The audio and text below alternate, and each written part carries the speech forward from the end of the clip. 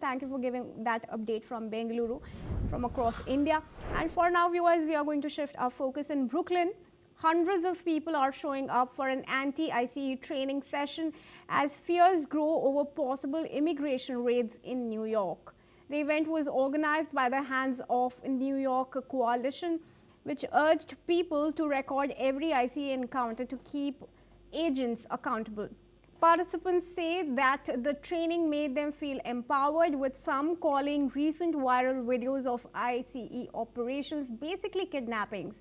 Many attendees say that they just want to protect their neighbors and their city. Organizers told the crowd that documenting raids, forming groups, and showing up in numbers can make a real difference. According to them, the goal is to channel fear and anger into community action and stand together if raids increase. Listen in. I would like to be able to support my community. I love living in New York. I would like to continue to live in New York. I can't imagine living anywhere else. So I need to protect it. We'll see. We'll see. I haven't blown a whistle in a very long time, since like gym class in high school. So I have this one. I have one for my roommate back at home. And I think here in the city, even though a lot of us agree, a lot of us aren't sure how to act yet. It's really important to me because I feel like we can do it. And I feel like it's going to take all of us. And I would rather funnel my fear and anger and sadness into building something joyful and hopeful and building a city and a country that we've never even dreamed of before. And I now request retired Major General Sudhakar Ji to join us back into the discussion here. Sudhakar Ji, now of course anti-ICE training packed in New York amid fears of clashes with the police, and interestingly there were reports of clashes and chaos erupting in Chinatown, in Manhattan.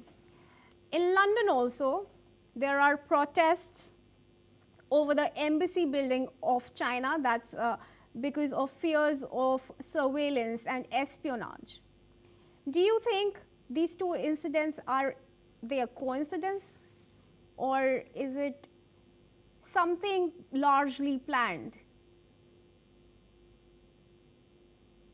Pratib, thank you for getting me back to take my views on your show. It's a very important thing that you are raising, because my personal take is it is premeditated. There is a big thing, there is a bigger event than what we have seen. A bigger event, we need to understand. If you have time, just quick, I'll make very quick reflections. Let our viewers understand what is ICE, when did it start, why is it picking up momentum now. You see, these are the moot questions. I keep taking classes for PhD students, for IIT, my Army War College and other. You see, the basics are not clear. People have to understand the ICE, although you have covered in your question and preamble. You see, this is all related to the homeland security. Today, the US is feeling insecure because there are illegal immigrations which have taken place for past several years. Donald Trump, particularly in the first term, in 2018, he actually gravitated his center of gravity towards many issues, but one of the issues was this. He came down very heavily against the immigration, and thus the Immigration and Customs Enforcement, in short it is called an ICE.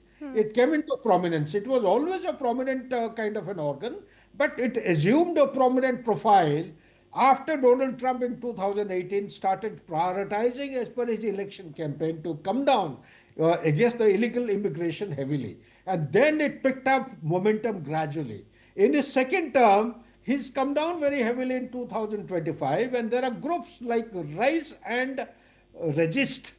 Rise and Resist is a group which is actually showcasing or demonstrating its resistance against the ICE activities by the government. Why is this resistance? This has to be because their demand basically, like they had demonstrated, if you recall, Kriti, in Statue of Liberty area, they had demonstrated, like you said, in Manhattan, it is spilled over to London. Gradually, it is spreading all over the world. But the basic message they are saying that they're demanding for the abolition and the human immigration policies, which is separating people from the families. This is the crucial issue. They say you do anything, but don't separate from the families and don't render or don't extend inhuman treatment. And second thing is, it is involving arrests for actions like trespassing at Trump Tower. Trump Towers are a number of places in many city centers. And anyone who's trespassing, knowingly or unknowingly, people who do it inadvertently, they are also being jailed and very severe actions are being taken. And worst thing which is happening is the police force, the Homeland Security is actually, what they have started doing. Their agents who are wearing the mask, they're going in a camouflaged manner. They don't reveal their identity. They carry out perceived, I would say, human rights violations and civil rights violations, which are actually leading to widespread criticism. It amounts to, hijacking people, their abduction,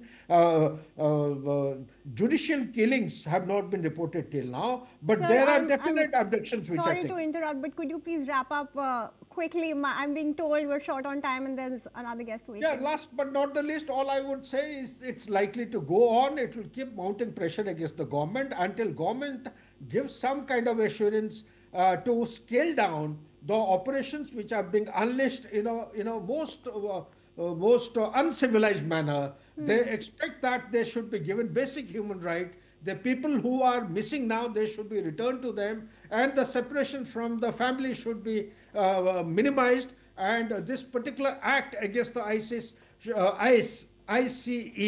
should be abolished altogether, and the Okay. previous law existing in USA should be restored to. Thank you, Retired Major General Sudhakarji, for your comments there, and appreciate you giving us your time. And let's quickly